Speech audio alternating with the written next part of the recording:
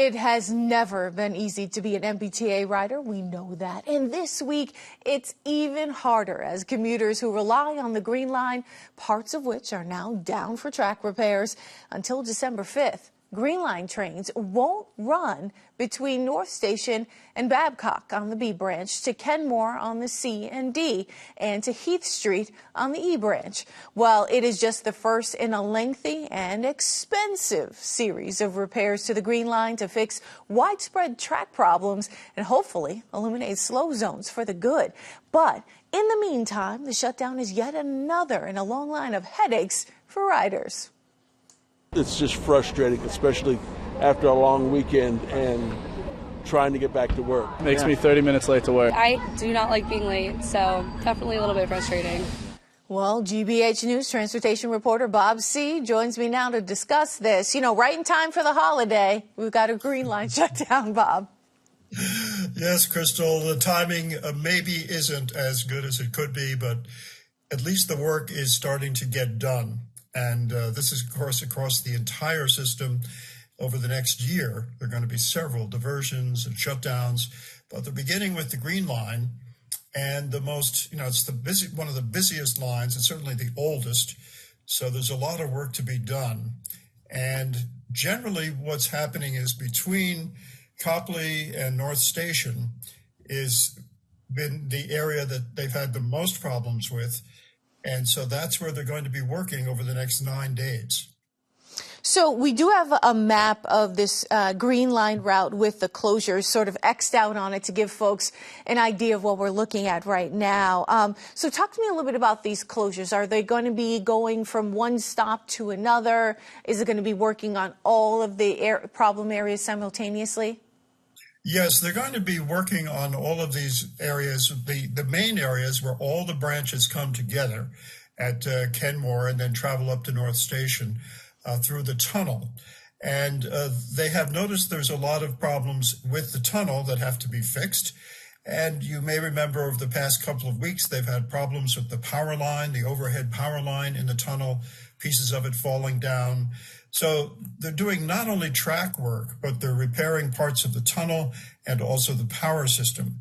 So that's going to require that whole section to be shut down. And then they're doing parts of the other branches, which you might be able to see on this chart, which is a little mind-boggling when you take a look at it. But most people who use the Green Line probably will get used to making these changes over the next few days. As you mentioned, on the B branch, shuttles are subbing all day between Copley and Babcock Street, but it's normal trolley service from there to Boston College. On the C branch, you'll have to take a shuttle this week between Copley and Kenmore Square, but all the above-ground C branch stops will be running as usual. And on the D branch, while there are shuttles between Copley and Kenmore, Green Line service is running as normal between Riverside and Kenmore this week and next. But the D branch service from Riverside to Kenmore will be suspended and replaced by shuttles for 10 days later this month. But we'll get to that when it happens. And then the entire southern part of the E branch from Copley to Heath Street is suspended from today through Tuesday. And the T is making the 39 bus free and available for people as an alternative. So work will be happening on all of these branches as well as the central trunk. But the hope is that there will be some major speed restrictions lifted by the time this is all over. So, Bob, is this part of sort of that large recommendation that federal officials and others had directed the T to start making some of these changes very quickly? Yes, and I think that the T really didn't have a good comprehensive picture of just how much was broken. And that's what they spent the last several weeks doing, is surveying the entire system. And what they have found is that there are these areas that are going to require attention. They recently did the Red Line from JFK UMass South, which was fairly successful. People riding the Red Line noticed a difference. And that's the hope that with this work, people will realize that even though the shutdown is inconvenient, it will be worth the trouble once the service is resumed.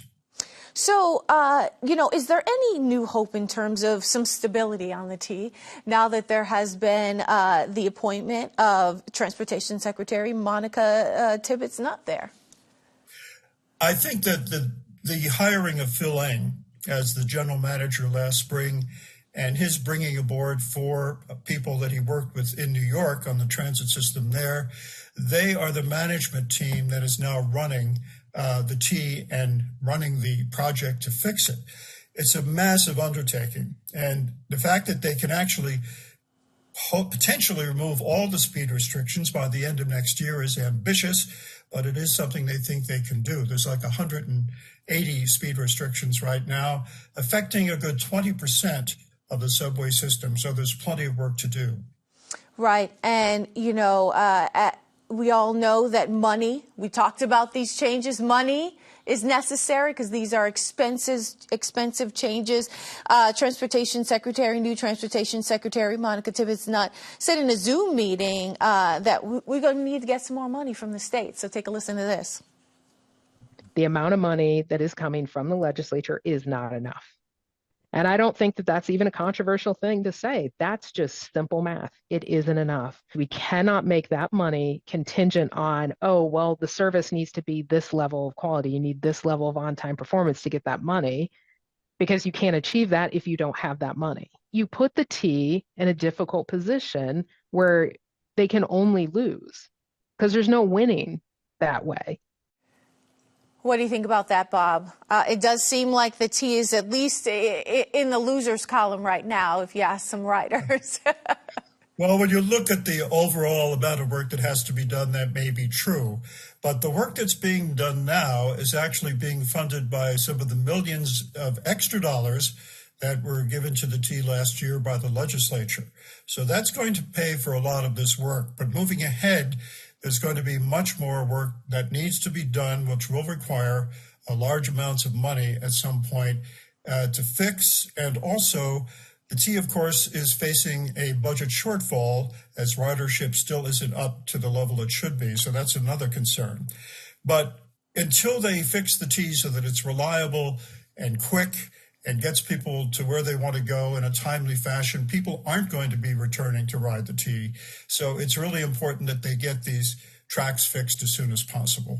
What do you think will be the largest disruption of all of this, sort of long laundry list of things that the T was mandated to get fixed? Well, this is going to be one of the major ones, the Green Line trunk section, which has been troublesome for some time. And as I mentioned, you have all these branches coming together in this trunk section. So that's going to affect a lot of people. But moving ahead, there are going to be effects all over the system, and people are just going to have to pay attention to the information the T is putting out so they will be, made aware of it. But where it can, the T is providing some kind of alternative bus shuttle service for people or advising them on other ways to get around. But there's no question that over the next year, there are going to be several disruptions all around the system. But I think if you talk to riders, they would say, if this is what it takes to fix the system once and for all, then we support it. And that's what I've been hearing from riders that I talk to. Is there a winter weather plan when we're thinking about all of these repairs that need to happen? Because we all know it's New England and winter is coming. Yeah, they're aware of that, but I don't think they necessarily have adjusted the work schedule to that weather. I think they're just assuming that there will be some winter weather at some point, but I don't think that the work that they planned is necessarily tied into that. There will be, shutdowns from 4 days to 21 days and all those times in between. So some of the shutdowns will be shorter than others, and they will occur in different parts of the system. And there will be bus shuttles available, which may not, be the total answer in terms of the weather, but at least it will help. Absolutely. Is there anything that you think folks really need to be aware right now as they're looking at this segment, they're watching and they're like, oh man, how am I going to navigate the T in the next coming months? Well, the T, is trying to put out as much information as possible on their website. If you sign up for MBTA alerts, you'll be informed about what's going on. they're trying to get the information out as comprehensively as possible to as many people, and in time so that people can prepare. But that's about the best that people can do, is to, tune in to the website, listen to what we're saying on the radio, excuse me, and various other media about what's going to happen. But this is where the rubber hits the road, in the sense that the T really has to address these long-standing problems it's had with its infrastructure. And with GM Eng's leadership, they seem to be getting to it. He said it's a new way of doing business at the T. We're going to see if that's true. But they have organized this over the next several months in an orderly fashion, so that people can actually go to the website and see what's coming, what's going to be coming in the weeks and months ahead. All right, everybody, pack your patience. Bob C. Good luck. Thank you. Okay.